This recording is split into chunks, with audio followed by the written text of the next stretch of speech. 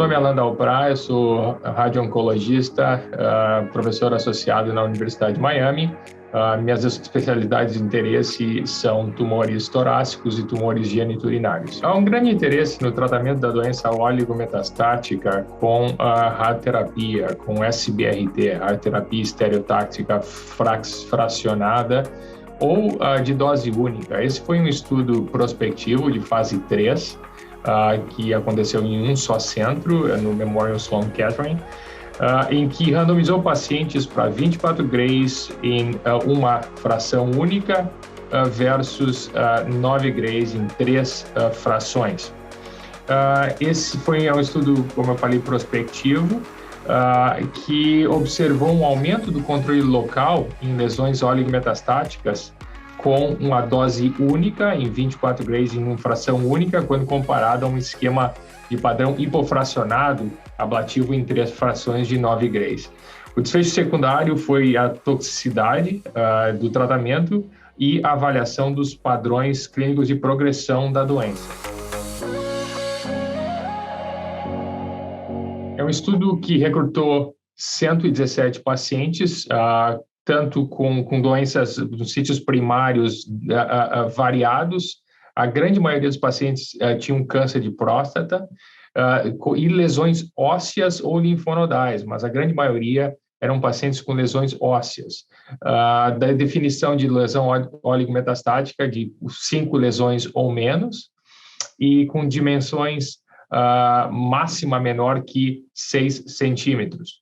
O controle local no campo irradiado e padrões de progressão metastática eram determinados através de PET scan, tomografia ou ressonância magnética.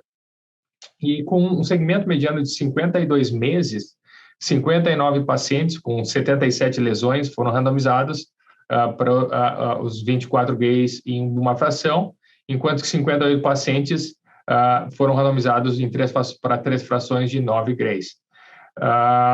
E de extrema importância ressaltar, então, que os pacientes tiveram um controle de qualidade muito alto quando receberam esse tratamento, foram com IGRT, radioterapia guiada por imagem, através de cone-beam-CT para cada fração, com uma margem do CTV de 2 a 3 milímetros, do CTV para o PTV, Planning Target Volume, e com controle de qualidade bastante rígidos.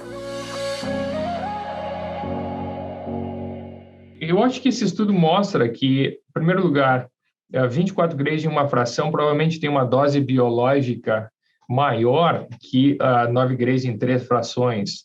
Portanto, há uma certa disparidade no desenho desse clinical trial.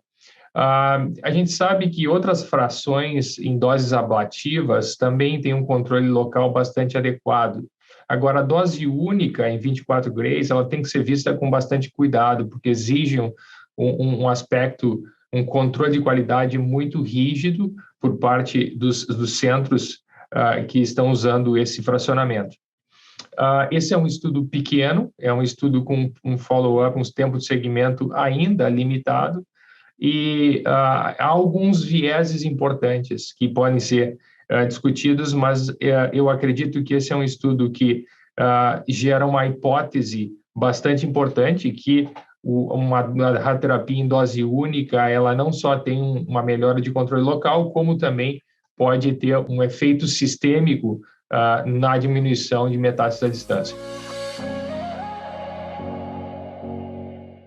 A dose única em radioterapia, com doses ablativas, tem uma vantagem bastante importante, que é, do ponto de vista logístico, em trazer os pacientes somente uma vez para o tratamento. Isso provavelmente implicaria num maior conforto para os pacientes com doença avançada, né?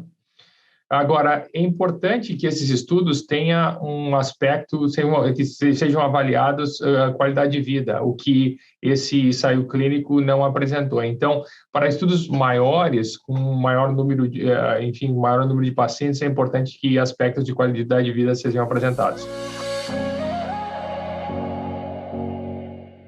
É importante salientar que estudos prévios demonstraram maior incidência de fratura em pacientes recebendo doses altas em fração única, Esse estudo não demonstrou nenhuma diferença significativa na toxicidade em termos de dor, grau 2 ou mais, neuropatia, grau 2 ou mais, ou fratura. Esse estudo ele é importante. Agora, os pacientes são bastante selecionados, são lesões pequenas, tem lesões ósseas que não suportam peso de forma importante.